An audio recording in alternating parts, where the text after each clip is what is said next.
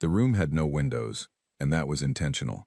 The Galactic Tribunal did not want the accused looking at stars. They wanted the accused looking at them.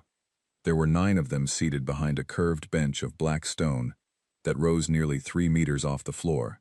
9 alien faces, 9 sets of eyes, all pointed at me. Counselor Drav Hess sat at the center, tall and pale-scaled, with flat amber eyes that never blinked the way human eyes do. He had the kind of stillness that powerful beings cultivate over centuries. He had practiced looking unmoved at things that should have moved him. I had been staring at him for 2 full days, and I could not catch him blinking once. My name is Davith Kale, Sergeant Major, 7th Human Expeditionary Corps, retired by force and sentenced to death by careful language. I was in restraints, not metal, but a field system that pressed against my wrists and ankles like cold water hardened into bands. My uniform had been reduced to the base layer. No rank insignia, no service medals. They had stripped everything that told the room who I was before they decided who I would be. That was intentional. Everything about this room was intentional. The charge, as Drav Hess read it in that slow, rehearsed cadence, was unauthorized unilateral combat action, resulting in the termination of a Veth Allied officer during a protected humanitarian operation. He paused after reading it, the way someone pauses after delivering a line they have practiced enough times to enjoy. I had shot Commander Veth Arak through the chest with a plasma sidearm from 11 meters. I had done it in front of 43 witnesses. I had done it calmly, without hesitation, while Arak was in the middle of giving the order to execute 412 unarmed refugees, sealed in a cargo hold on Relay Post Devon 6. Every one of those 412 people was still alive. That detail was not read into the court record. I had served in the 7th Corps for 19 years. 2 early tours in remote relay network maintenance, then 9 years of field assignments across 4 different corridor systems. I had been in situations where the math did not work in my favor more times than I could count easily, and I had learned early that the soldiers who survived those situations were not always the strongest or the fastest. They were the ones who refused to accept the situation as it had been defined for them. They looked at what was in front of them and found the angle that no one else had bothered to look for. My lawyer was a human named Owen Price, a small and careful man who sweated through his collar during every session and spent most of the proceedings looking at the floor in front of him rather than at the 9 faces behind the bench. He had told me privately, 3 days before sentencing, that there was nothing he could do. The human government had made its decision. They would not go to war with the Veth Confederation over one soldier who had, technically, committed the act he was accused of. "We have to think about the bigger picture," Owen had said. I looked at him for a long time without answering. 412 people, I said. He did not respond. So I sat in the chair before the tribunal, and I listened to Drav Hess read the sentence, and I kept my face the way Owen kept his eyes, fixed on a point just below what mattered, and I looked for the angle.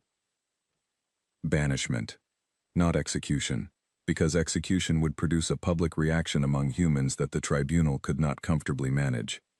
Banishment, to Relay Station Keth 9, a decommissioned deep space waypoint in the outer corridor, 41 light-years from the nearest inhabited system, dark for 60 years. No active power grid, no atmospheric restoration in operation, no functional communication array. The tribunal record listed it as non-viable for habitation. 30 days of emergency rations would be provided, a basic survival suit, a standard-issue multi-tool kit. Drav Hess described this, with the careful language of a man coached thoroughly by lawyers, as a compassionate alternative to capital punishment that allows the convicted party a period of natural resolution. Natural resolution. I genuinely admired the phrase. It meant, you will die out there, but we will not technically be the ones responsible. No execution order in the record. No application of direct force. Just a man, and a dead station, and 30 days of food, and the patient mathematics of biology, doing the work afterward. The chamber was full. Diplomats and observers and journalists from a dozen species filled the viewing areas. I looked across all of them until I found one human face. Colonel Petrovance, my commanding officer, standing at the back of the chamber near the exit doors. She was not supposed to be there. She had come anyway. She was standing very straight in the way soldiers stand when they are holding themselves together by discipline alone. She mouthed 2 words at me through the crowd. I could not hear them across that distance and over the ambient sound of the room. I did not need to hear them. I nodded once. Then they took me out. The transport to Keth 9 took 11 days. I spent the entire journey in a small sealed compartment, with a single viewport the size of my palm. They fed me through a slot at scheduled intervals. The 2 Veth guards outside my door never spoke to me, and I never spoke to them.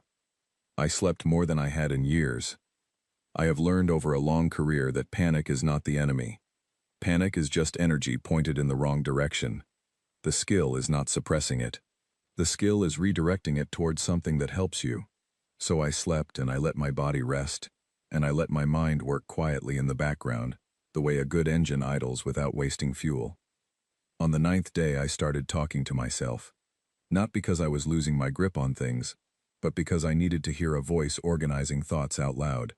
I went through everything I had learned during those early maintenance tours about decommissioned space infrastructure, about what these stations were built from, and what they needed to run, and what the difference was between a system that was dead and a system that was only switched off. Decommissioned and destroyed are very different words. The tribunal had used the former without fully understanding what the latter would have required. On the 11th day, the transport docked.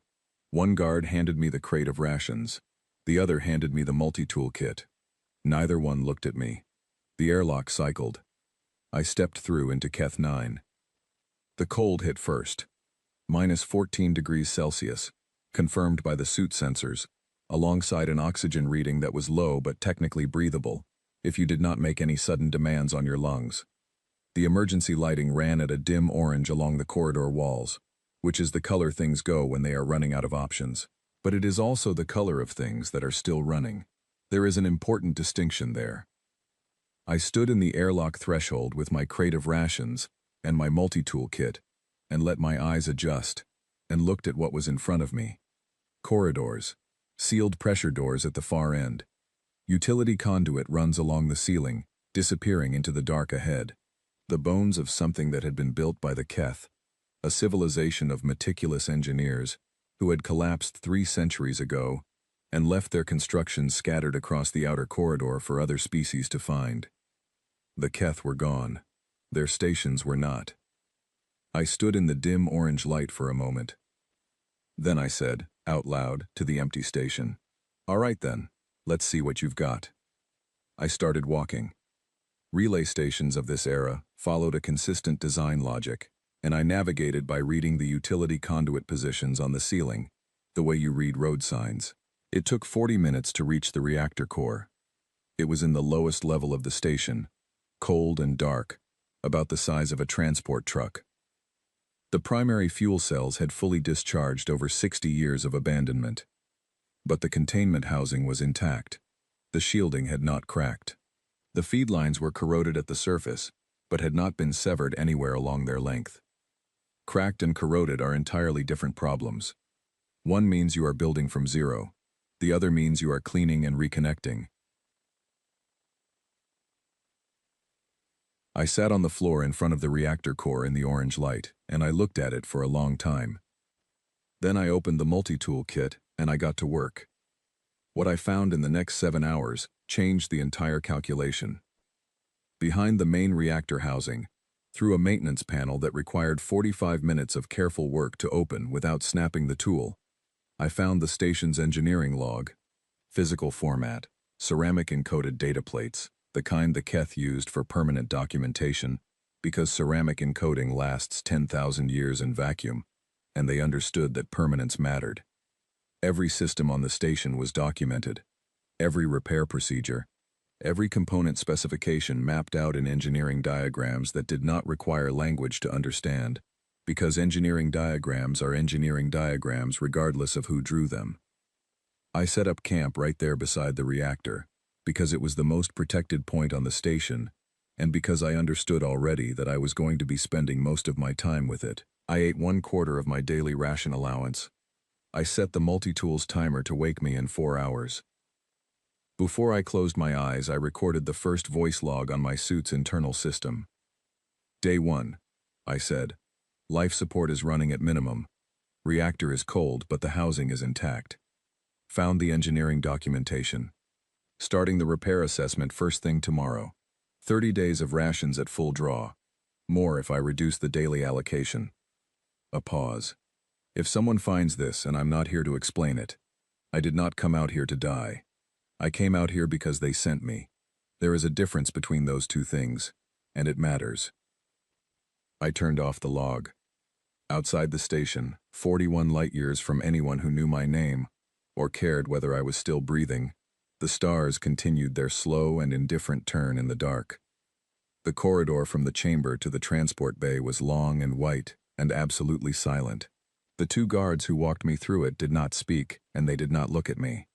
They had been trained to manage the interval between sentence and transport the way you manage anything that requires precision without emotion, by treating it as a task, with defined steps, rather than as a human moment. I walked between them and I looked at the white corridor and I thought about what I knew. I knew Keth 9 was a Keth construction relay station. I knew Keth construction used redundant systems. I knew that decommissioned meant the power was off and the crew was gone, not that the bones were broken. I knew that 2 tours of relay maintenance, even years ago, were 2 tours of relay maintenance that I still carried in my hands and my memory. I knew that the tribunal had chosen this specific station because they believed its condition made survival impossible. That belief was based on an assessment of the station. It was not based on an assessment of me. The distinction mattered. Owen Price was waiting at the transport bay entrance. He had his case in his hand and his collar was damp, and he looked at me with the expression of a man who knew he had failed and had decided the only thing he could do about it now was be present at the end. I tried, he said. I know, I said. I'm sorry, Sergeant Major, he said. Don't be, I said. Go home. He looked at me with something that was not quite confusion and not quite understanding, a state in between. Then the guards moved me forward, and the bay doors opened, and the transport was there. I stepped aboard and did not look back at Owen Price, or at the white corridor, or at the chamber beyond it. There was nothing behind me that I needed to carry forward. The only direction that mattered now was ahead. The airlock sealed. The transport separated from the station. The stars came into view through the viewport, and among them, 41 light-years away and completely invisible at this distance, was the dead station where the tribunal expected me to die. I looked at the stars. I started planning. I slept better than I had in years. The Keth had built Keth 9 to last. That was the single greatest advantage I had, and they had no way of knowing they were giving it to me when they sealed these doors 60 years ago and walked away from a civilization they already knew was ending. 60 years of abandonment had done real damage, the kind that comes from time rather than force. Seals had dried and cracked in the pressure cycles. Lubricants had crystallized in the joints. Electrical contacts had corroded at the surface wherever moisture had condensed during the station's long, cold decades. But the bones of the station, the pressure hull, the structural framework, the core engineering architecture underneath all of that surface decay, those were solid as the day they were laid. The Keth built for permanence. They built in redundancy at every level. They assumed things would go wrong, and they designed for what came after the going wrong. That design philosophy was the difference between a ruin and a resource. On day 2, I found the secondary power cell bank.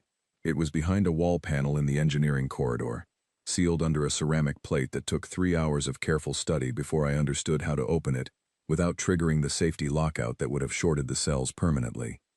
The cells were not dead. They were at 4% of their rated capacity. 4% of a secondary bank designed to run a station of this size was not enough to run the lights. But it was enough to power my suit's external charge adapter, and that adapter could run the multi-tool's high-draw cutting and welding functions without draining my primary suit battery.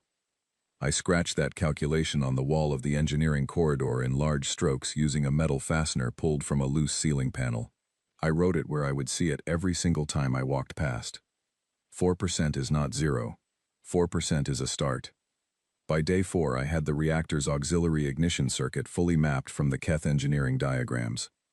The primary fuel cells were empty, but the station used a two-stage system. The primary cells handled the main output.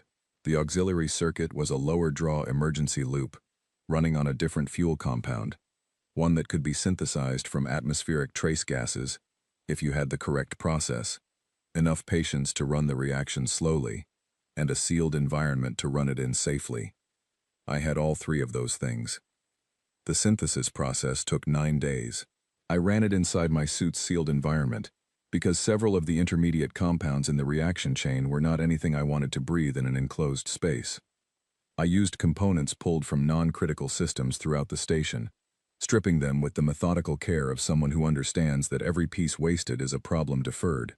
Every step went into the engineering log I had started keeping in the margin spaces of the Keth maintenance manual, writing in thin, careful scratches because space on the pages mattered. On day 13, I ran the auxiliary circuit startup sequence. The reactor vibrated. Something in the upper housing made a sound like a heavy object dropped from a short height. Then, at 7% of rated output, it caught. Power moved through the auxiliary loop. The emergency lighting strips on the engineering level shifted from orange to white. I sat on the floor and looked at the white lights for almost a full minute without moving. Then I said, "Okay," and stood up and kept working. With auxiliary power running, I could access the station's internal systems at a basic level. 2 of the 4 atmospheric processors were too corroded to save without replacement components I did not have. The other 2 responded to the power input and began cycling. Slowly. The temperature in the engineering section started climbing toward a range that would not damage exposed tissue over extended time. Within 18 hours, the suit's external sensor was reading that the air in the section was cold but survivable. On day 15, I removed my helmet indoors for the first time. The air tasted like old metal and recycled dust and something faintly organic that I could not identify. It was still the best thing I had inhaled in 2 weeks. I sat on the floor of the engineering bay, eating half a ration bar and breathing real atmosphere, thin and stale but genuinely real. And I allowed myself that specific satisfaction for about 30 seconds before I went back to the work list. It was while I was sitting there that I found the passive scanner.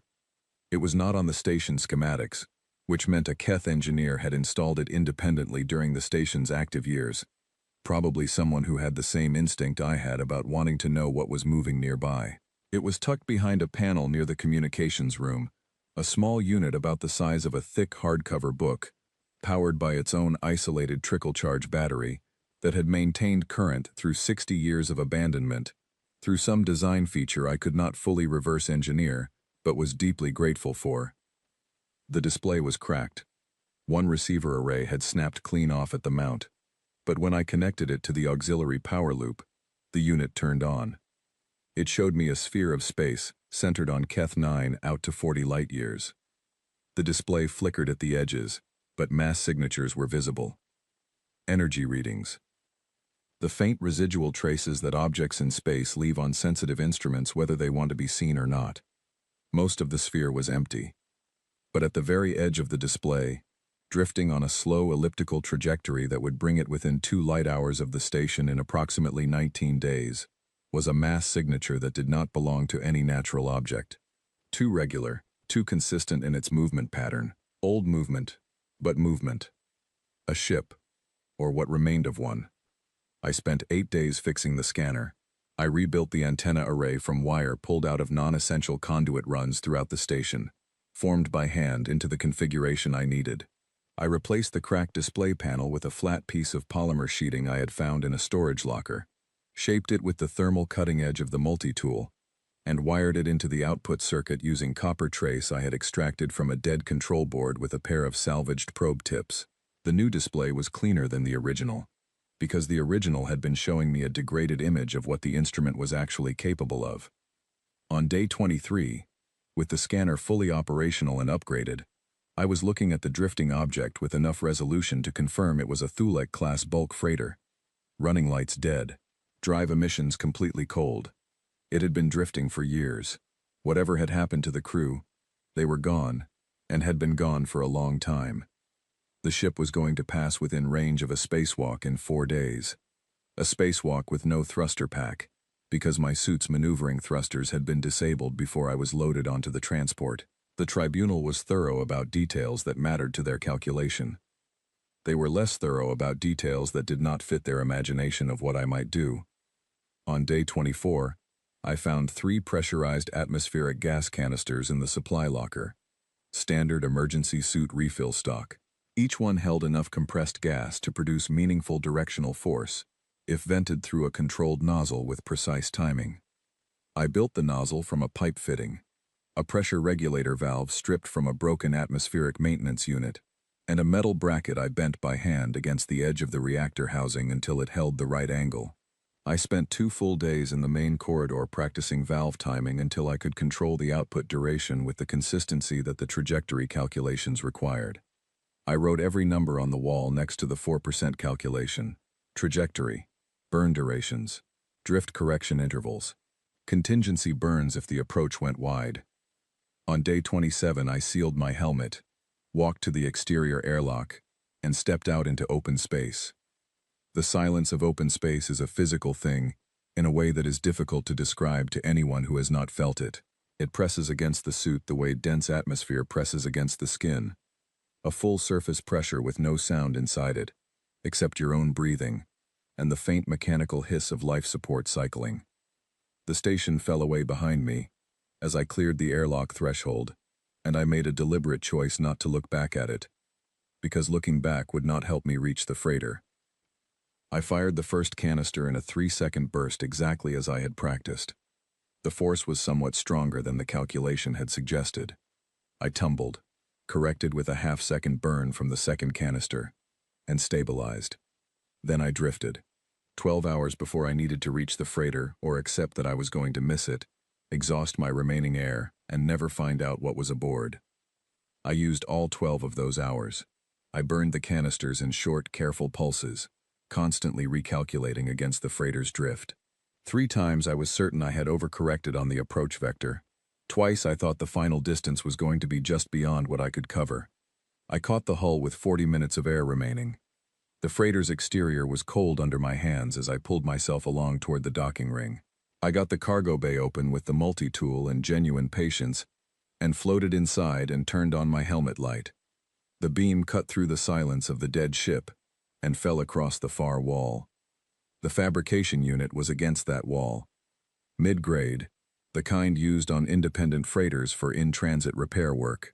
Its reserve battery had not fully discharged in the years it had been drifting. When I connected it to my suit's diagnostic port and ran the compatibility check, it responded immediately. In a sealed utility locker behind it, a full set of engineering hand tools in a fitted case, a plasma welder with 2 full fuel cells, a structural adhesive kit, a sensor calibration rig I could repurpose for no fewer than 6 different tasks on my repair list, and stenciled in 3 languages on the cargo bay access hatch.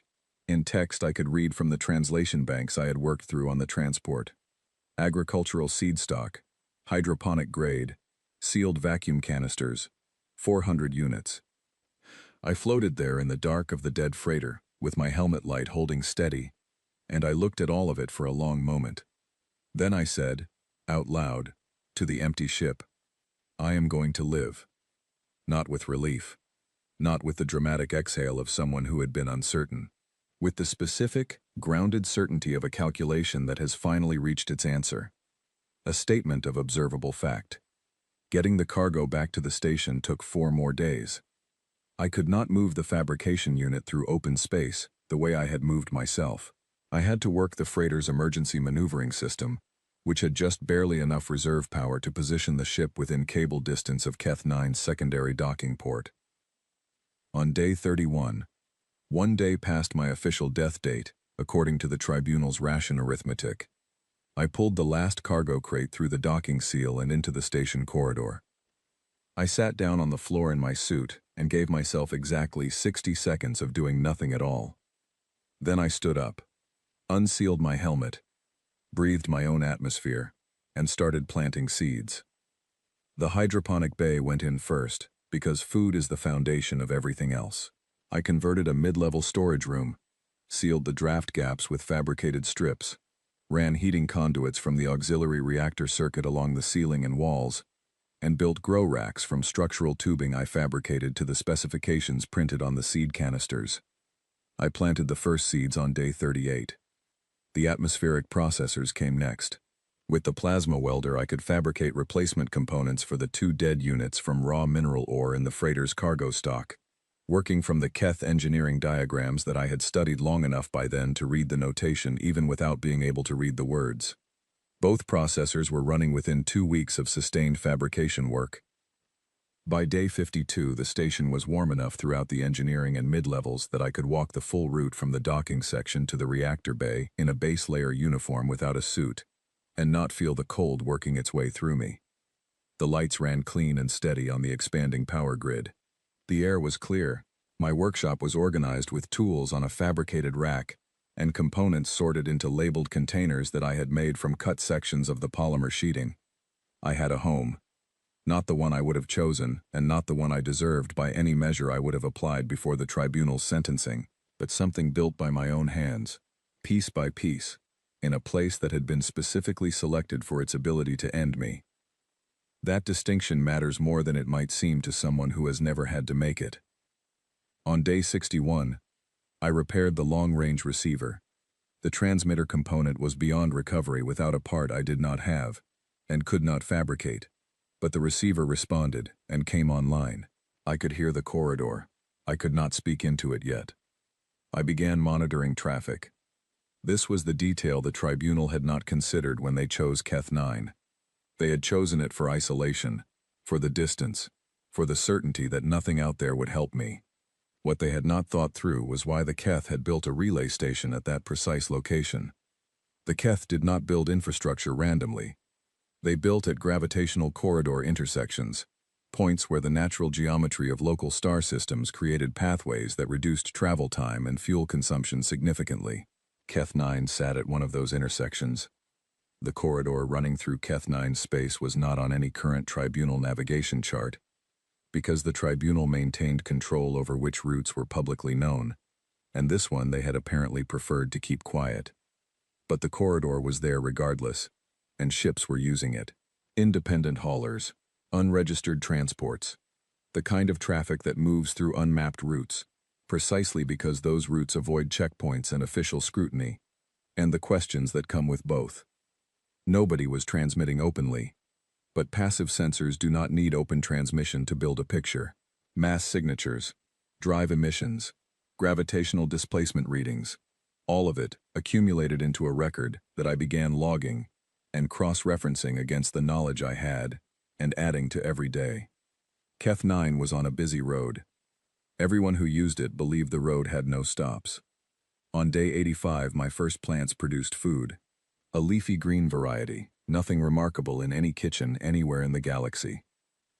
I stood in the hydroponic bay and pulled a leaf from the nearest rack and ate it straight, and the taste of fresh food grown from nothing, in a dead station 41 light-years from anyone who had wanted me alive, hit me in a way I had not fully prepared myself for.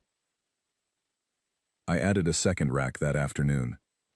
By day 90, atmospheric coverage had expanded to 3 additional station sections. I had a proper workshop. I had a rest area with a sleeping surface I had built from polymer sheeting and structural foam. I had a monitoring station where I spent 2 hours every morning tracking corridor traffic and updating the log files. My voice log that night was short. I sat at the monitoring station in the quiet of the station's night cycle and I said, "Whoever finds this, I am not finished. I have not been found. I have not been rescued, and I have not given up. 90 days out from where they left me, and I am eating food I grew myself in a station they told 11 governments was non-viable for habitation." I let the silence hold for a moment. Non-viable. That was their word for this place. Another pause. Keep that in mind.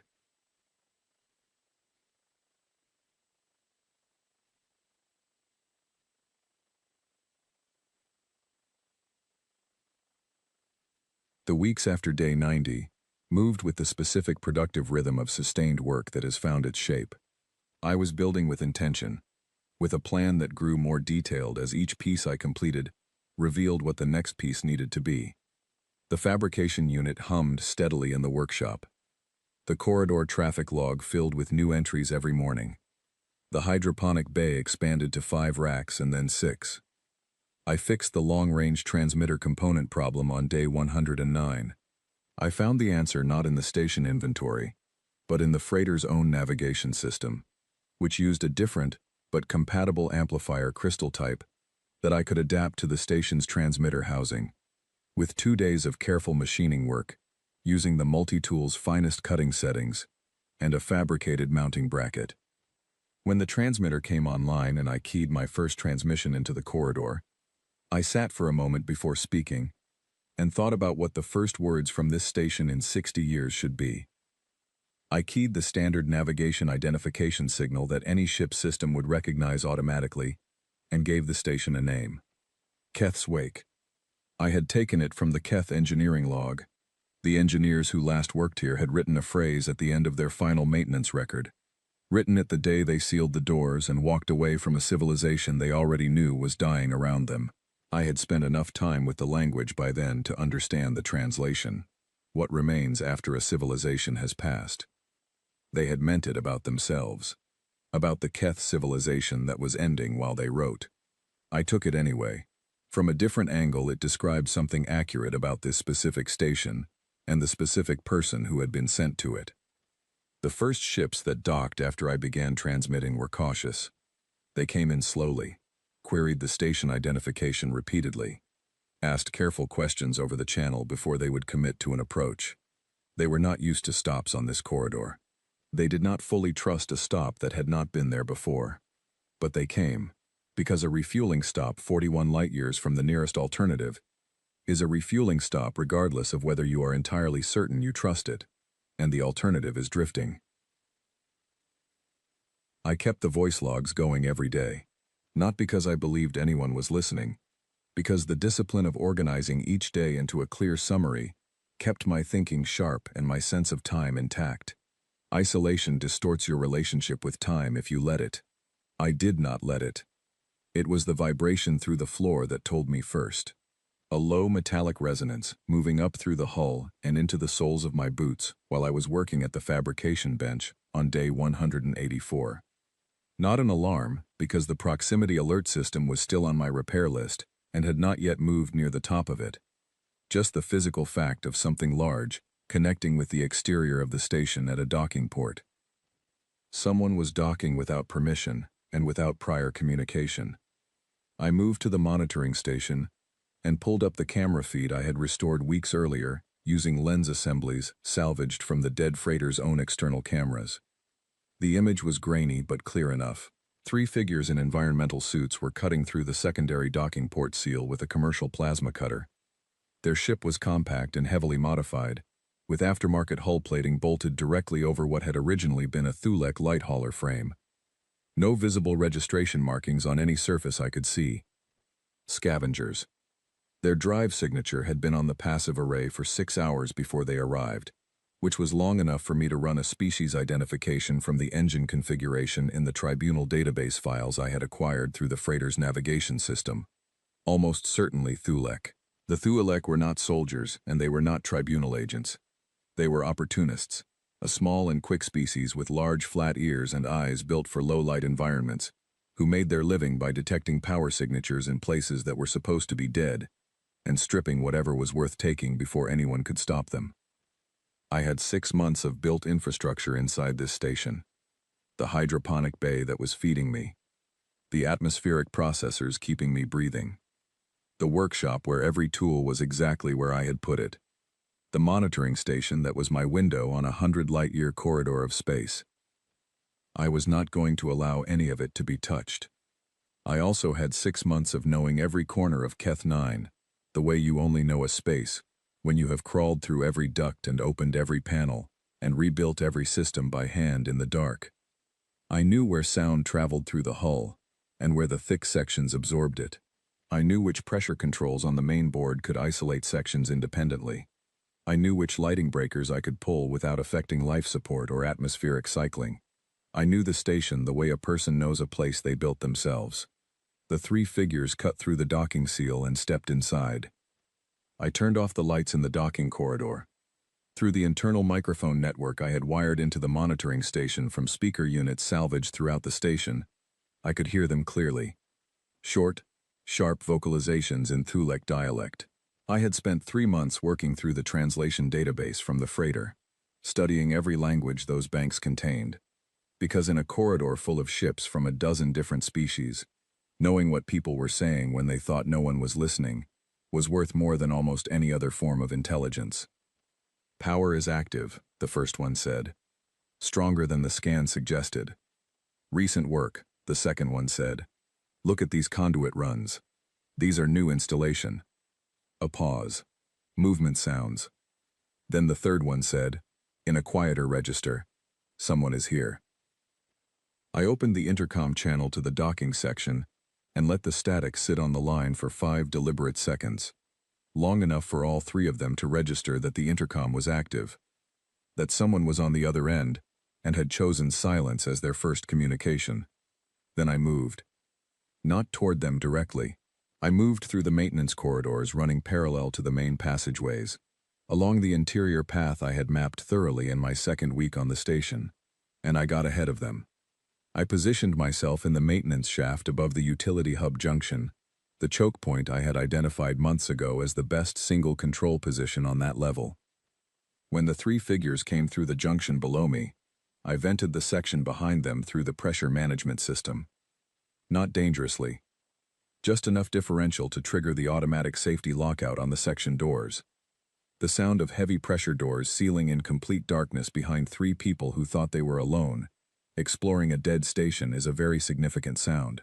I heard all 3 of them stop moving instantly. I activated the intercom speaker mounted directly above their position and said, in clear Thulek, you are in Section 4 of Keth 9. The section behind you is sealed. The section ahead will seal if you continue another 15 meters. Complete silence. Then the one I had identified as the leader from their movement patterns said, very carefully, in the trade language, who is there? The station, I said. Keth 9 is decommissioned, the second one said. It is not registered to any current authority. It is now, I said. More silence. A quick exchange of low sounds between them. Then the third one, speaking slowly and clearly, said something I caught in full. There are no human stations in the outer corridor. I let a pause hold. There is one now, I said. Your options are as follows. First, you leave in peace. You take nothing that was not already aboard your ship when you docked. You tell no one what you found here. Second, you continue further into this station, in which case you will spend a significant amount of time navigating in the dark and being confused, and then you will leave anyway, but with less dignity than the first option allows. A long pause. More low exchanges. What is the third option? The leader asked. The fact that they asked for a third option rather than pushing forward told me everything I needed to know about how this was going to go. People who intend to force their way through a situation do not stop to ask for additional options. They push. People who ask for a third option are people who want to negotiate and are looking for a way to do it. The third option, I said, is that whoever among you is the engineer raises their right hand. Silence. A quick exchange of low sounds between all 3. Then, slowly, one arm went up, the one with the handheld light. The third figure. Go back to the docking port, I said. All 3 of you. I will meet you there in 2 minutes. I moved back through the maintenance shaft to the main corridor and walked to the docking port at a normal pace. They were all 3 there when I arrived. The leader was shorter than I had expected, barely reaching my shoulder.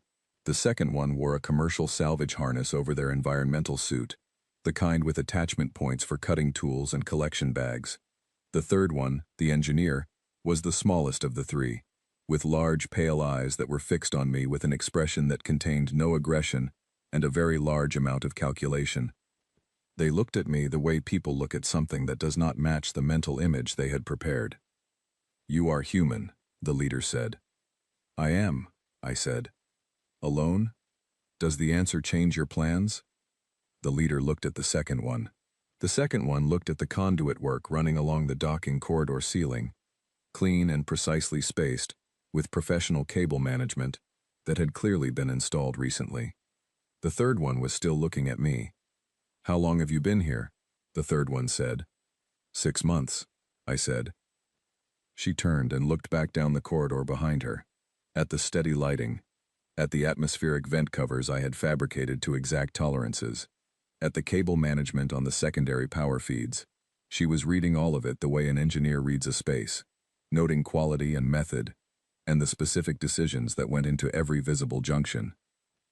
Then she turned back to me. "You did the conduit work alone," she said. "I did," I said. She was quiet for a moment.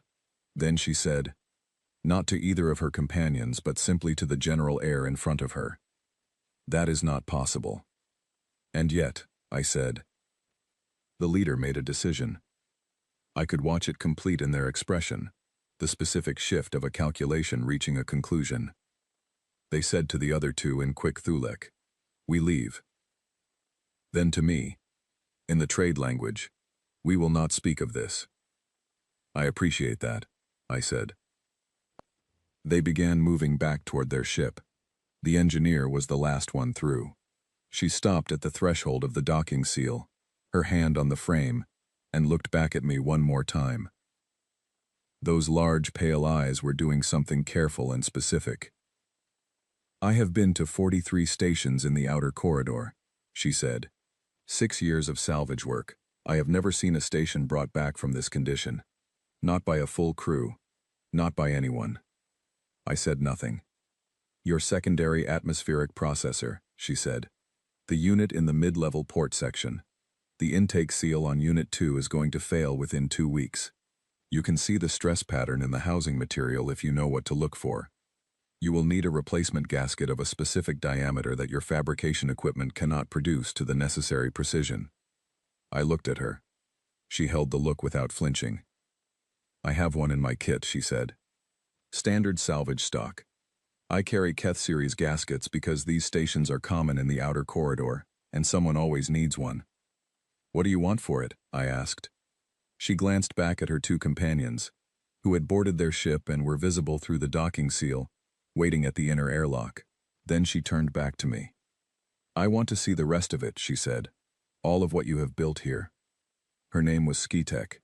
She had been a registered engineer with the Thulek Confederation for 6 years before leaving over a contract dispute that she described to me across 45 minutes of walking through the hydroponic bay. She ran her hands along the grow rack tubing. She checked the hydration line connections and the drainage channels. She examined the lighting array I had assembled from repurposed components, asking highly specific technical questions between sections of her employment history, with the focused attention of someone who was using the answers to build a detailed picture. She installed the atmospheric gasket at hour 3 of her tour of the station. From memory, without any reference material. Start to finish in 11 minutes. I watched her hands work, and thought about what it means to find exactly the right person, at exactly the right moment. When she was done, she sat on the floor of the mid-level corridor and looked at the ceiling for a long moment. "What is this place going to become?" she said. It was a very large question, delivered in a very practical tone. "A waypoint," I said. "Ships are already using this corridor. They have no stop along the full route length. They push through on minimum fuel margins, and one bad calculation leaves them drifting. Like the freighter you salvaged," she said. I had told her the story during the tour. "Like my freighter, yes," I said. She was quiet. "Then, what do you offer the ships that stop here?" "Fuel processing, atmospheric resupply, repair work, information about the corridor." "Information," she repeated, with the weight of someone who understands that word correctly, and knows it is usually the most valuable item on any list. "I have been monitoring this corridor for months," I said. "I know the patterns, I know the traffic. That has value to the right people." Those pale eyes were never entirely still. They were always processing something. She stood up and dusted her hands. "I will send a message to my network," she said. "Encrypted. Small group. People I trust enough to tell that something interesting exists in the outer corridor without being certain they will immediately attempt to take it from you." "That is a specific kind of trust," I said. "The only kind worth having," she said. She walked toward the docking port, stopped once at a conduit junction to look at the installation work there, made a small sound that I chose to interpret as professional approval, and went aboard her ship. 40 minutes later, the ship undocked and moved away into the corridor dark. I went back to the monitoring station and sat in front of the traffic display. The corridor readings continued their slow scroll of mass signatures and drive emissions. Out there in the dark between the stars, ships moved along a road they believed had no stops. They were wrong about that now. I pulled up a new log file and added a second line to the header I had not used before. Station population, 2, and rising. I sat back in the chair and watched the corridor readings and felt, for the first time in 6 months, something that was not urgency or the specific concentrated energy of an immediate problem being solved. Something quieter, more patient. I felt interested in what came next. The interest did not have to wait long. 3 ships answered Skitek's message, and they came in quick succession. Gareth arrived first, 9 days after Skitek left. A broad-shouldered human in his late 40s with grease, worked permanently into the lines of his hands, and the manner of someone who had learned that speaking briefly kept him out of trouble more reliably than elaboration ever had. He flew an independent hauler with no database registration, re-registered under a flag of convenience, and he came in slowly and queried the station identification 3 times before he committed to a dock. He stood in the airlock corridor after arrival, looking at the atmospheric reading on his wrist unit, then at the lighting, then at the conduit runs along the ceiling. Skitek said it was worth seeing, he said. She didn't prepare me adequately. What do you need? I asked. Fuel processing. Raw hydrogen stock from the last cargo pull. Drive-grade refined output. The fuel processing unit I had built from the freighter's cargo handling equipment, and the fabrication unit was not large and did not run at commercial rates. But it ran, and it produced exactly what it claimed to. I can do that, I said. In exchange for components, I have a list. He read the list carefully, the way someone reads something before agreeing to it rather than after. You're building a transmitter array, he said. Communication array, I said. The transmitter is what I need the components for. He looked at the list again. 2 of these I have in cargo right now. 3 more I can source on 2 runs. Then we have a deal, I said. Gareth became the first regular. He ran the corridor route on a 7-week cycle, and every pass brought components or supplies and left with fuel, atmospheric resupply stock, or corridor intelligence I had compiled from the passive monitoring system. He was not sentimental about the arrangement, and neither was I, which is exactly what made it function without friction. The second ship was the one I had not fully prepared myself for. When the scanner resolved the registration markings and I identified them as Veth Confederation, I stood at the monitoring display for a long moment and let my reaction find its settled shape before I acted on any part of it. The Veth were the species whose officer I had shot, the species whose confederation had filed the charges that put me in front of the tribunal, whose counselor had read my death sentence with the satisfaction of someone closing a file. But a ship was a ship, and a crew was a crew, and registration codes do not tell you who specific people are or what they actually need. Keth 9 station to Veth registered transport, I said over the docking channel. State your business. A pause, then a voice in the common trade language. We heard there was a working station in this corridor. We need atmospheric resupply. Our recycler is running at 60%.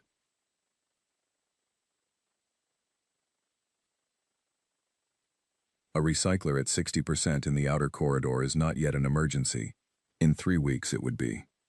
Who told you about this station? I asked. A Thulek engineer. She did not give her name. Skitek had been selective about what she said, but not about who she told it to. That was worth noting. Dock at the secondary port, I said. 1 person off the ship at a time.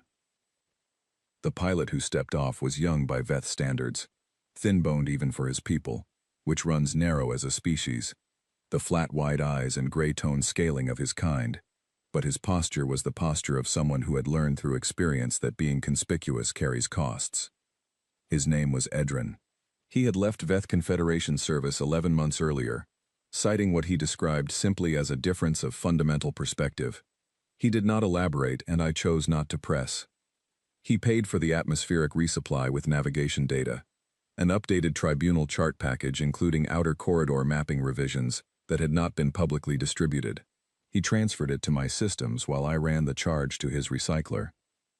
When the transfer completed, he stood in the docking bay and looked at me with the direct attention of someone who had made a decision about what to say and was going to say it.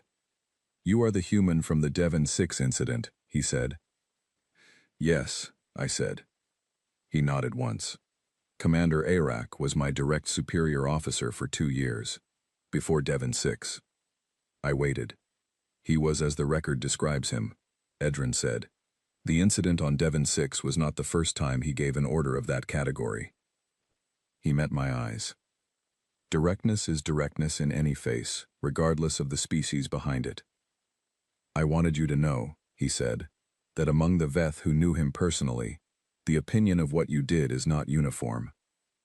He went back aboard his ship. Edrin became the second regular.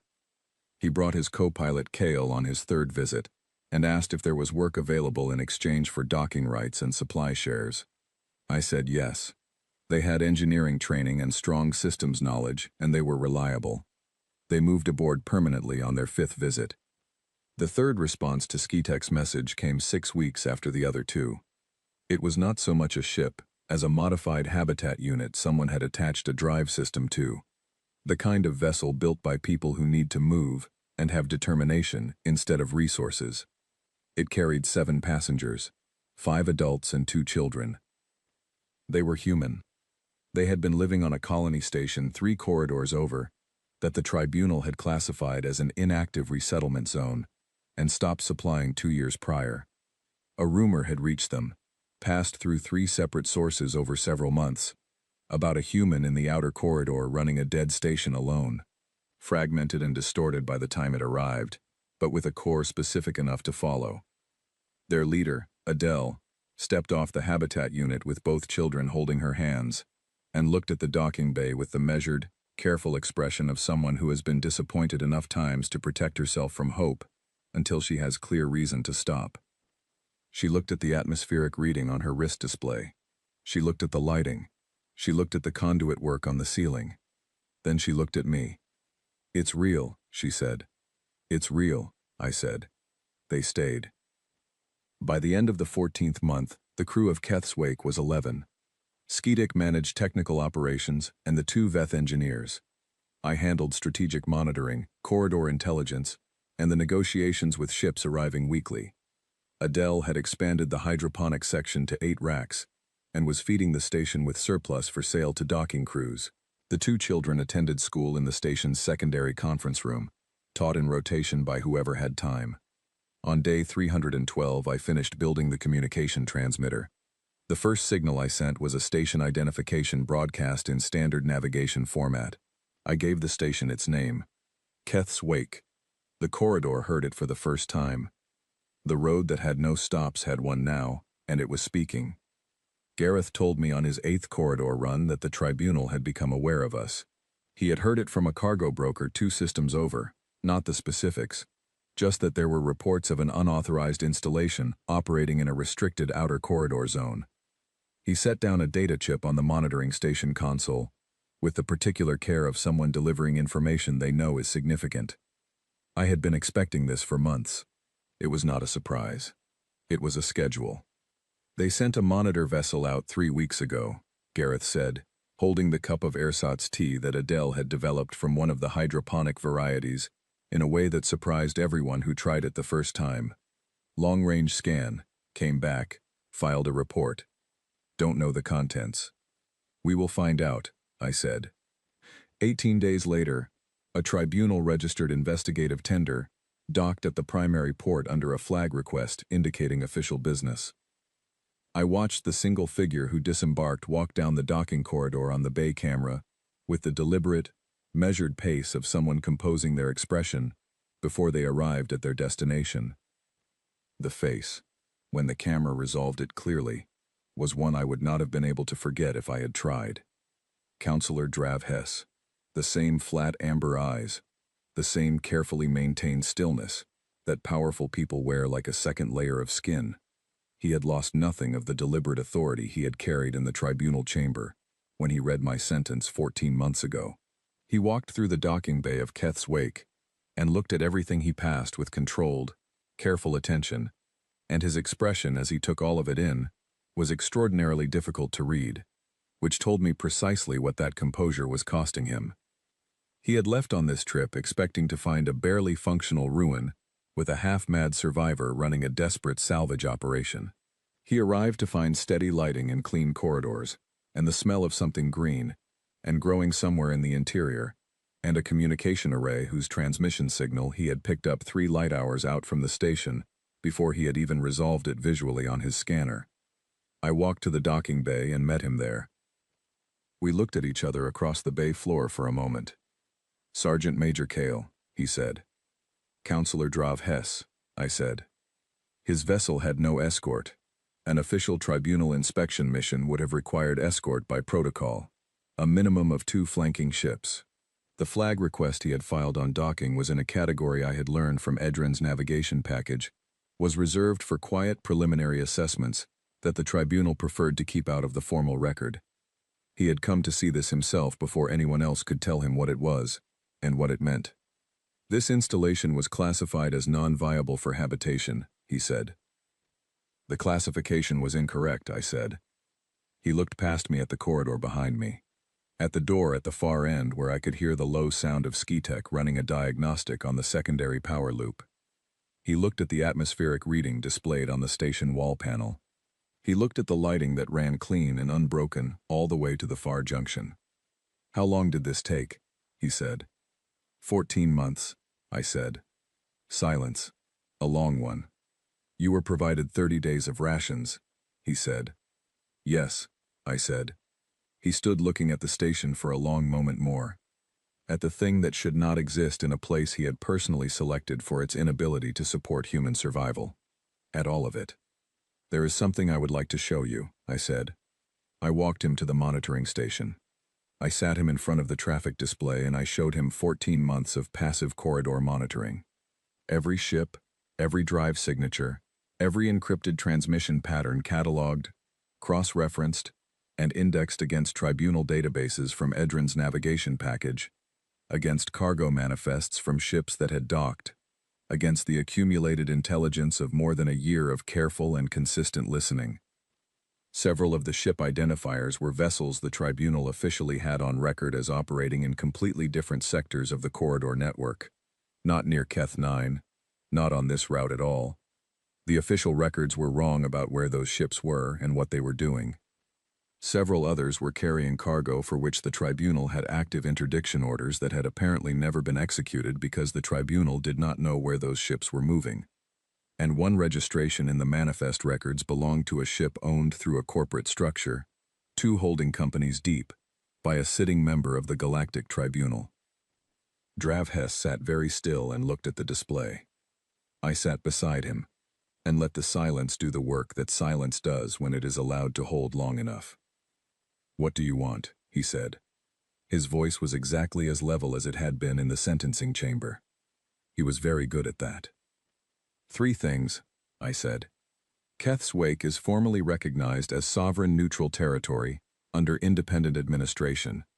No tribunal jurisdiction within the station's operational boundaries. No mandatory compliance with Confederation legal codes." He said nothing. I continued. "Retroactive reclassification of my action on Devon 6, under the justified intervention provisions in the tribunal's own foundational charter. The charter defines justified intervention explicitly for situations involving imminent mass harm to a civilian population. I acted within those provisions. Not a pardon. A classification correction. The pardon framing implies a wrongful act was committed. I did not commit one. The record should accurately reflect what I did and why." He looked at me with those amber eyes. I held the look without any particular effort. "And the 3rd, he said. "Observer status at the next tribunal session," I said. "Non-voting. 1 seat, under the independent territory representation category." He looked back at the traffic display. He looked at the corporate registration in the manifest records. He looked at it for a measured amount of time. Observer status requires a full session vote, he said. I cannot promise that outcome unilaterally.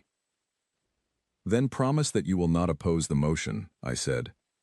He stood from the chair and moved to the monitoring station doorway. He stood there with his back toward me for a moment, looking out into the corridor. The territory recognition and the classification correction, he said. I can advance both through committee process without requiring a full session. That is within my authority as a sitting councilor. And the observer status motion, I said. I will abstain, he said. I considered this. Abstain is not oppose, I said. No, he said, it is not. He left the following morning. His vessel cleared the primary docking port and moved away into the corridor, and I watched it on the external camera until it passed beyond my sensor range. Then I sat in the monitoring station and waited for whatever came next.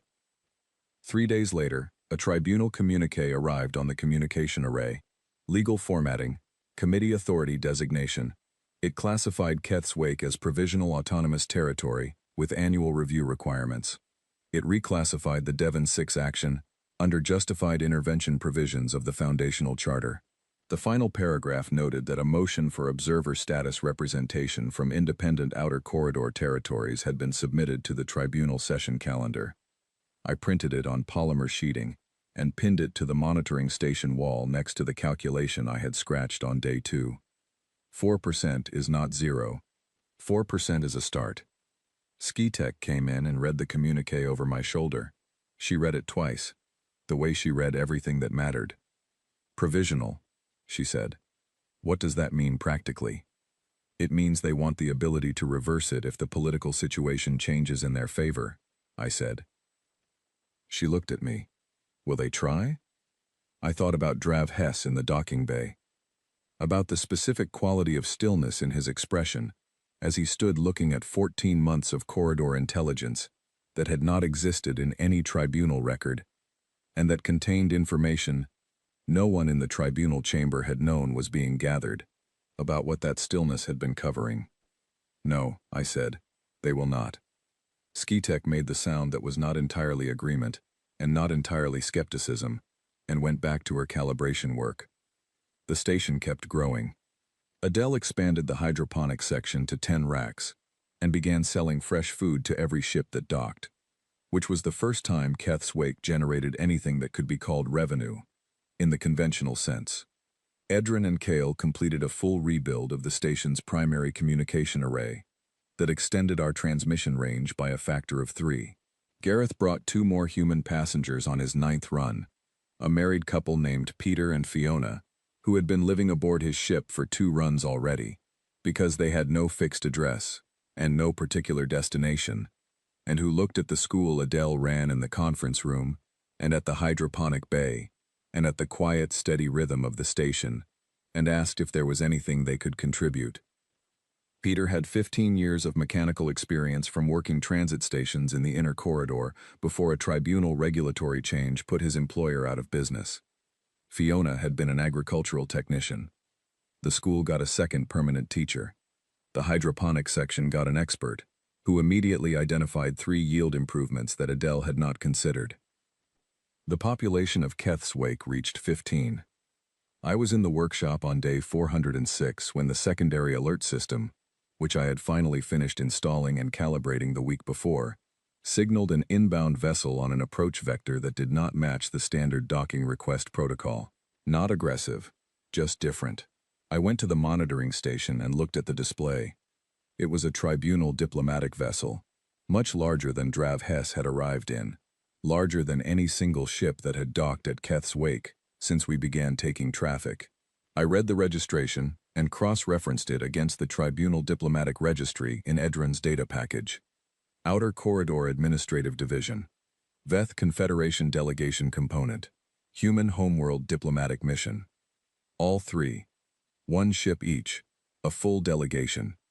They had not sent advance notice. The absence of advance notice was itself a communication. The kind that says we are coming, and we expect you to receive us regardless of your schedule. which is the way delegations communicate when they want to establish a particular kind of authority before they arrive.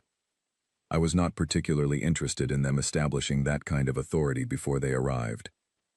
I keyed the channel, Keth's Wake Station to diplomatic delegation vessels. You are approaching sovereign autonomous territory. Standard docking protocol applies. Primary port has capacity for one vessel at a time. Queue at 15-minute intervals, and transmit your docking requests in standard format. Welcome to Keth's Wake. A pause. Then, in careful trade language with a Veth accent overlay, this is the Outer Corridor Administrative Delegation of the Galactic Tribunal. We request priority docking access. Keth's Wake does not operate a priority access system, I said. Queue at 15-minute intervals. Your request for docking has been logged. First vessel may approach. Another pause. Longer this time. Then, understood. First vessel approaching. Skitek appeared in the monitoring station doorway. She had been listening on the secondary audio feed that ran through the workshop speaker. Tribunal delegation, she said. Yes, I said. All three branches, she said. Yes, I said. She looked at the display for a moment. They are here to assess whether to maintain the provisional recognition. They are here, I said, to see whether the human is still alive, and whether what he built is real, and whether it has become something they need to engage with formally, rather than something they can quietly reclassify as a mistake. She was quiet for a moment. And has it? Walk around your own station, I said. You tell me. She was quiet for a moment longer. Then she went back to the workshop. The Veth administrative counselor who led the first vessel's delegation was named Veth Pran. She was the kind of senior official who had spent decades navigating power structures successfully enough to recognize a new one when she was standing inside it. She moved through the station with the controlled observation of someone building a comprehensive picture, and she looked at the monitoring station traffic display with the attention of a person who understood immediately what she was seeing and what it meant. The Devon 6 classification correction, she said, after a long look at the display. Was that your primary objective in the negotiation with Councillor Drav Hess? No, I said. It was the most important one. She looked at me. The difference? I said. Primary objectives are what you present to the other party first, I said. Important objectives are what you need when the conversation is finished. A pause. The correction establishes a precedent. Any tribunal action against a human under Confederation jurisdiction is now subject to challenge under justified intervention provisions. Yes, I said. That was deliberate, she said. Everything here was deliberate, I said. She was quiet for a moment. Then she said, the Veth Confederation did not authorize Commander Arok's action on Devon 6. That has been established through internal review. It was not made public because a public acknowledgement would require a formal review process that the Confederation preferred to avoid initiating. I said nothing and waited. I am not authorized to deliver a formal statement to that effect in any official capacity, she said. I am telling you so that you have it recorded in your own station logs. I appreciate that, I said. She left the next morning along with the rest of her delegation, and the human envoy's vessel departed 2 hours after, and the tribunal administrative ship followed. They had each come to see Keth's Wake, and they had each seen it, and none of them left the same way they arrived. They had all come expecting something they could categorize and contain. None of them found that. The observer status vote happened 41 days after the delegation's departure. Gareth brought the result on his next run and set the data chip on the monitoring station console without saying anything first, which was how I knew what was on it. The motion had passed. Not unanimously, not without substantial debate, if the session summary attached to the notification was to be believed, but it had passed. Keth's Wake had a seat at the Galactic Tribunal session table, non-voting. Observer status, independent outer corridor territory representation. I sat with that for a moment in the quiet of the monitoring station. Then I filed the notification in the archive, pulled up the morning traffic log, and started the day. Skitek found me in the monitoring station that evening. She stood in the doorway reading the observer status notification on her handheld device, and when she looked up, her expression carried the specific quality it got when a calculation had resolved in a direction she had considered but not fully committed to expecting. "You knew the vote would pass," she said. "I thought it would," I said. "I did not know it." "Drav Hess abstained," she said. "As agreed," I said. "3 votes against," she said. "All from VETH delegation members." "I know." "Everyone else voted in favor." She set the handheld down and looked at the corridor display. "When you were in that airlock on day 1, with 30 days of food and a multi-tool, did you think there was a path to this?" I considered the question honestly, because she asked honest questions and deserved honest answers. "I thought there was a path to surviving," I said. "A path to rebuilding the station to a functional level. A path to making myself difficult enough to remove that removing me would cost more than leaving me alone."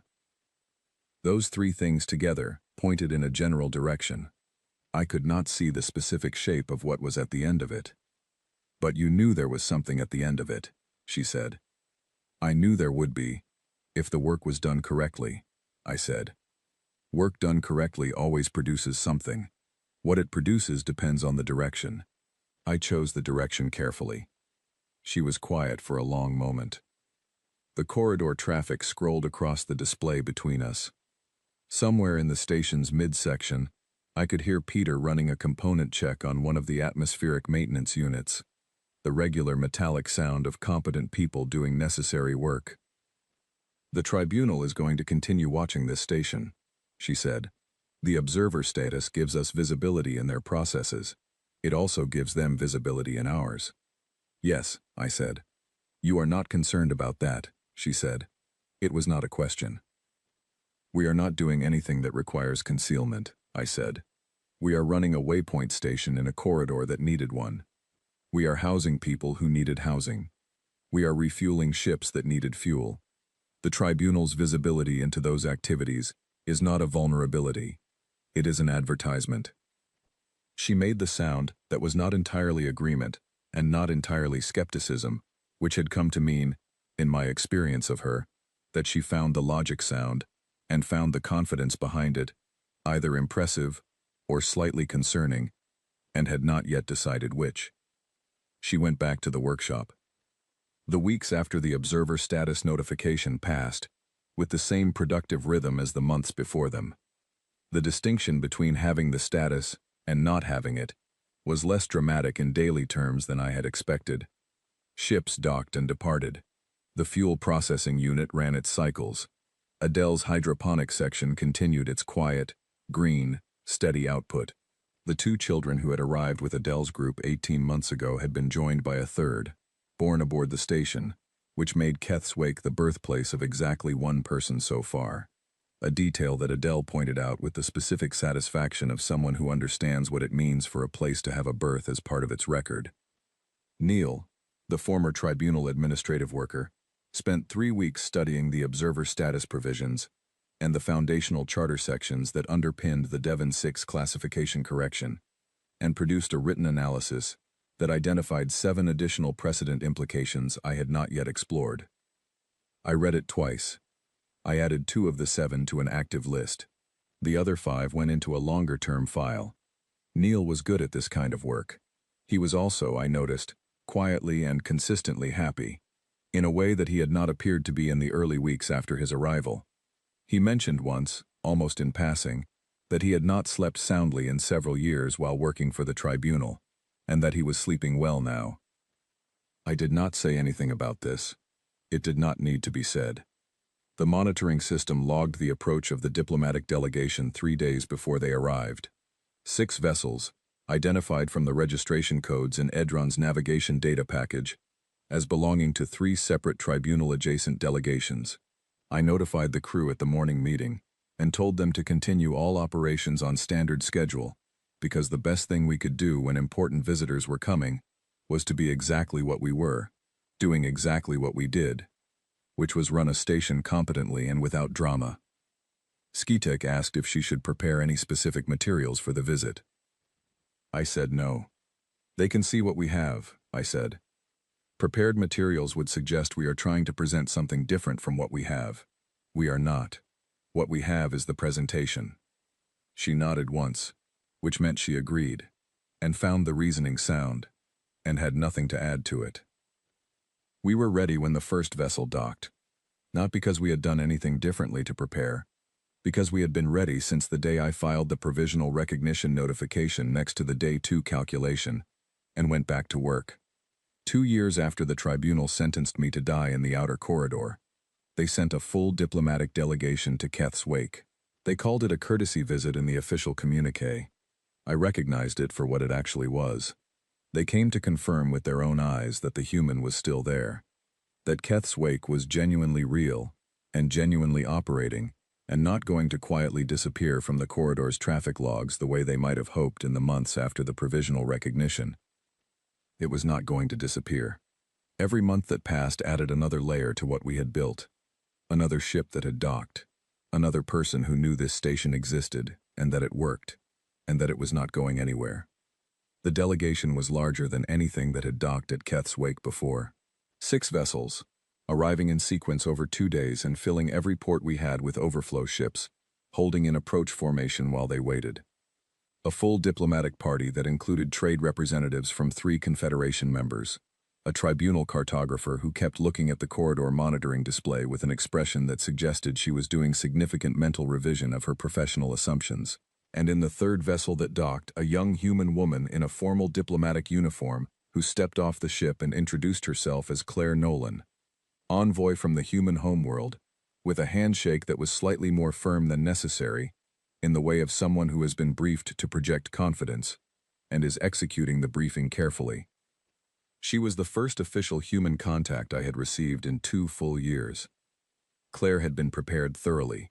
She had read the sentencing transcript and the subsequent tribunal communiques and the observer status notification, and every piece of official documentation that existed in any accessible record. She had been briefed by 3 separate teams.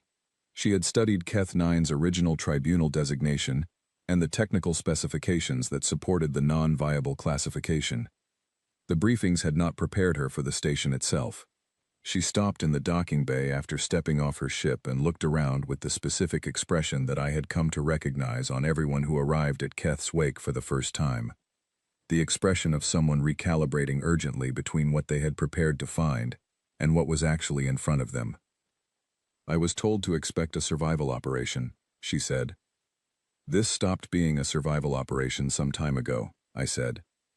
She looked at me with the focused attention of someone who understood that the briefings she had received were insufficient and was compensating by observing directly. "How long ago?" she asked. "Day 90, I said. "Approximately." The hydroponic bay produced food on day 85. I added a second rack that same afternoon. At that point, it was no longer survival. It was something else. "What would you call what it became?" she said. "A community," I said, "and a waypoint, and a demonstration." "A demonstration of what?" she said. "Of what the outer corridor looks like when it has a stop," I said. "Of what happens when you put infrastructure in a place that existing power structures have decided is not worth infrastructure. Of what one person can build in 14 months with a multi-tool kit and a dead station and sufficient motivation." She absorbed this. Then she said, carefully, "The homeworld sent me to understand what you have built and what you intend for it. Not to negotiate formal terms today. To understand, so that future conversations can be better informed." "Then let me show you," I said. I walked her through all of it. We started in the hydroponics section, where Adele and Fiona were running the afternoon yield assessment, and the 2 children were helping with water level checks in the way that children help with tasks, which is enthusiastically, and not always in the most efficient direction. We moved to the workshop where Kale was completing a navigation array rebuild for a ship that had docked for emergency repair work 3 days prior. We went to the fabrication room where Peter was running the unit through a component production cycle for the atmospheric processor maintenance schedule.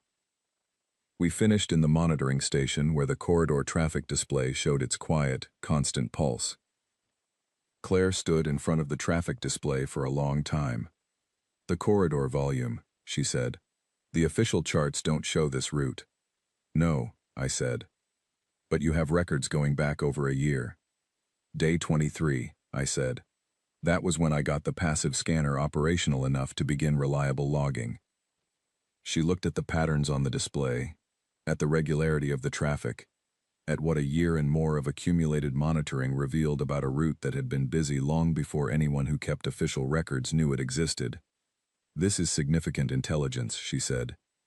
It is significant leverage, I said, which is not the same thing. She turned from the display and looked at me directly. She had been building toward this question throughout the tour and had been deciding when to ask it. What do you want from the human homeworld? She said. It was a direct question. She had earned a direct answer. Nothing today, I said. Not yet. What I want right now is for the homeworld to know that this exists. That a human built it. That the tribunal could not prevent it, could not remove it, and has now, even if reluctantly, recognized it. That is the message I want delivered. She was quiet for a moment. And beyond today? Beyond today, I said. I want to be able to call on the homeworld as a neighbor when there is reason to. Not as an authority above this station. Not as a patron that Keth's Wake answers to. A neighbor, an equal. Someone you call when the corridor gets complicated, and you need another perspective from someone who has an interest in the same stretch of space. She understood. I could see the understanding settle in her expression, the specific quality of someone recognizing that the situation they had been briefed on, and the situation actually in front of them, are the same situation understood from different angles. I will carry that back accurately, she said. That is all I am asking, I said. The Veth administrative portion of the delegation was the most complex part of the visit. Councillor Veth Pran arrived on the second day and moved through the station with the same controlled assessment she had brought on the earlier visit, but this time with 3 additional officials in her party, each of them watching with the attention of people who had been sent to gather specific information and were taking their responsibility seriously. The central official question behind their visit was whether Keth's Wake, now that it had observer status, was going to use that position to press formally for an expanded review of the Devon 6 incident and its internal handling within the Veth Confederation. The classification correction I had obtained through Drav Hess was a precedent, not a closed matter. Precedents have directions they move in. I met with Veth Pran privately in the monitoring station, while the rest of her delegation was being walked through the fuel processing facility by Skitek, who was explaining the processing rates with the particular kind of technical enthusiasm that she reserved for people she was reasonably certain could follow along. Veth Pran sat across the monitoring station table from me and said, "The classification correction. You understood when you requested it that it creates an ongoing mechanism." "Yes," I said. "The Confederation is aware of this," she said. "I expected they would be," I said. She was quiet for a moment, looking at the corridor display with the focus of someone who uses the act of looking at something as a way of organizing their thoughts. "The Confederation's internal review of the Devon 6 incident has been completed," she said. "The findings have not been published. They will not be published in their current form. But the findings exist, and they are what they are, and the Confederation's position in any future formal review would be materially complicated by their existence." "I understand," I said. "What I am communicating," she said, with careful precision, "is that the Confederation has a strong interest in the observer status arrangement at the tribunal, functioning smoothly and productively, and in Keth's Wake, operating as a stable, predictable, and cooperative independent waypoint, in a corridor where stability and predictability have value to multiple parties." "That is also my interest," I said. She looked at me. "Is that a commitment?" "It is an alignment of interests," I said, "which is more durable than a commitment because it does not require trust." A long silence. Then, for the first time in either of our conversations, something changed very slightly in her expression. Not a smile, exactly. Something more controlled than that. The acknowledgement of a well-constructed point. "Keth 9 was chosen specifically for this assignment," she said. "I know," I said. "The reasoning, at the time, was sound," she said. The station's condition was accurately documented. The resources provided were within the range that the assessment indicated would produce a natural outcome. The assessment was sound, I said. The variable that was not assessed accurately was the person. She considered this. That is a fair characterization of what occurred. The assessment did not account, I said, for the specific relationship between humans and impossible situations. We do not experience impossible situations the way the model assumed. We experience them as engineering problems. Veth Pran was quiet for a long moment. Then she said, 412 people. On Devon 6. Yes, I said. They are still alive, she said. Yes, I said. She stood and straightened her formal jacket. I will recommend to the Confederation that the observer status arrangement at the tribunal be supported in the next session review. And I will recommend that the corridor mapping revision to include this route in official tribunal navigation charts be advanced through the administrative committee. That second recommendation, I said, is the more valuable one. I know, she said. That is why I am offering it. She left with her delegation that afternoon. The human diplomatic vessel was the last to depart, leaving late on the third day.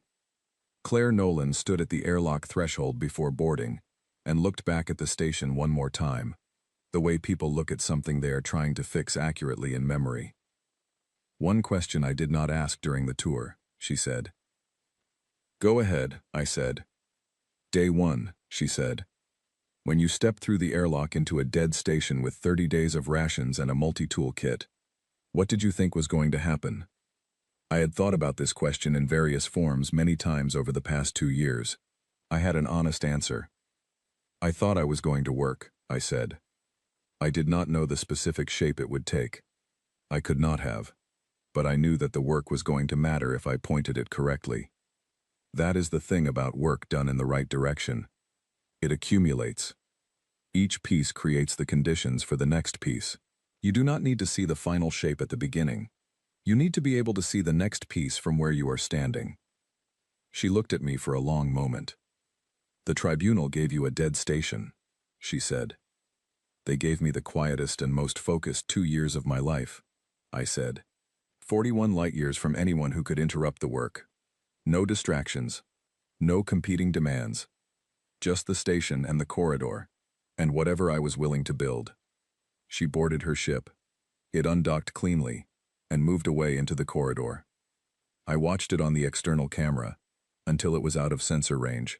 Then I went back inside and walked through the station, the way I did at the end of each day, not for inspection but for the specific satisfaction of moving through a space that had been nothing and was now something, and had become something because of work done one piece at a time.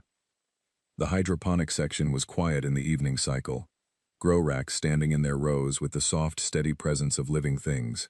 The workshop was clean and organized in the way that a space used by skilled people tends to become organized over time, without anyone deciding it should be, and without anyone having to maintain it.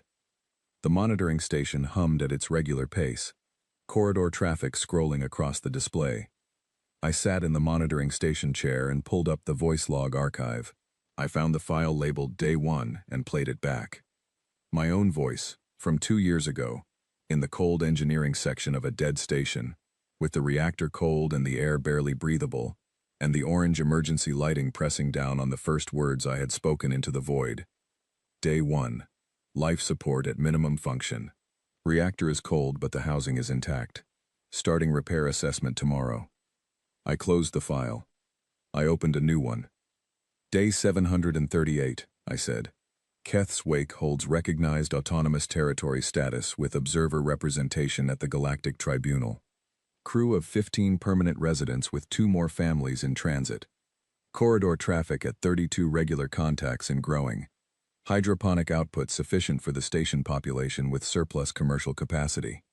Fuel processing running at 3 times original capacity following Edrin and Kale's secondary unit installation.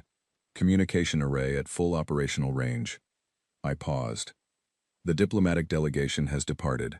All 3 components. The VETH administrative delegation will recommend corridor route mapping revision to include the Keth's Wake corridor in official tribunal navigation charts. That recommendation will pass. When it passes, This route becomes visible on every ship's navigation system in the explored corridor network. Every captain who wants to avoid checkpoint routes will find this stop on their chart automatically. Traffic will increase significantly. Another pause. I have been thinking about what Councillor Drav Hess said when he stood in this station 14 months ago. He said the classification was correct at the time. He was right about that. The documentation was accurate. The station was what it was documented to be. The variable that the assessment missed was the person they sent here. I looked at the corridor display. At the traffic moving through our space, in the quiet, steady rhythm that 2 years of operation had established. The tribunal understands power as a fixed thing, I said. As something you hold, or do not hold. As something distributed from the top of a structure downward.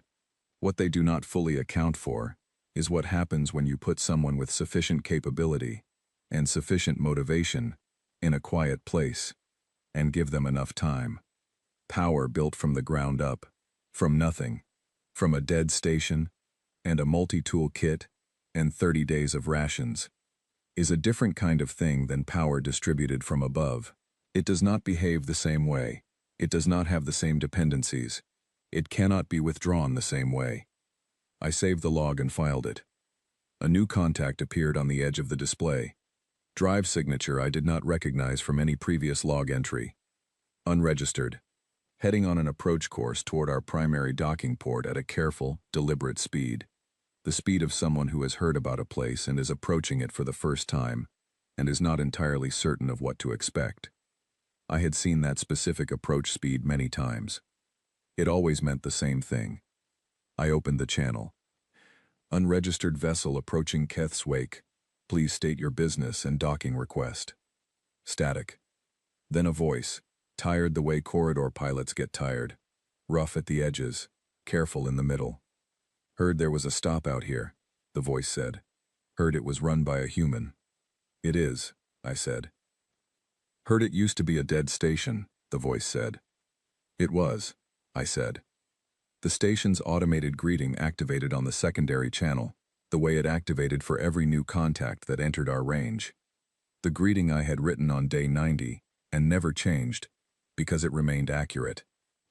Welcome to Keth's wake. We were dead once. Come in. The unregistered vessel adjusted its heading, and began its approach to the primary port, coming in from the dark the way everything worthwhile eventually comes in from the dark. Steadily, with purpose, toward a light that someone decided to build and decided to keep burning. I watched it come, and thought about day one, about orange lights and cold air, and a multi-tool kit, and the specific moment in the empty engineering section, when I made the decision that the dark was not an ending. It was a project. And I had always been very good at seeing projects through to what they were supposed to become. I stayed at the monitoring station longer than usual that night. The night cycle was quiet, the way night cycles get quiet on a station that has found its rhythm, the specific productive silence of systems running correctly, and people sleeping soundly, and everything that needs to be happening without requiring intervention. I had learned to recognize that silence. In the early months it had not existed. In the early months there had always been something that needed immediate attention, some gap in the system that required energy right now. The silence of a well-running station is something you build toward over a long time, and only notice when it arrives. I thought about the 412 people in the cargo hold on Devon 6, 2 years and 4 months ago now. I thought about them the way I had thought about them every day since the night I stepped off the transport that took me to the sentencing. Not with regret, because I had made the only choice available to me and I would make it again without hesitation, but with the awareness that they were the reason. Everything here had a reason and they were it. 412 people who were alive and somewhere in the corridor network doing whatever they were doing because they were alive. They did not know about Keth's wake. Most of them probably did not know the name David Cale. That was exactly as it should be. The work was not for the recognition. The recognition was just how you knew the work was pointing in the right direction. I pulled up the monitoring display and set it to the wide view corridor mode, the full 40 light-year sphere of space that the passive array could read, and I looked at all of it for a while. The mass signatures of ships in transit, the warm smear of a freighter's drive emissions, the clean geometric pulse of a vessel running its navigation lights because it had nothing to hide from and was making no effort to disappear. Our corridor, our station in the middle of it. I turned off the display and went to the rest area and slept the way I had slept on day one, which was soundly and without difficulty, and with the specific ease of a person who knows exactly what they are doing and why they are doing it. Tomorrow there would be work to do. There was always work to do. That was the point.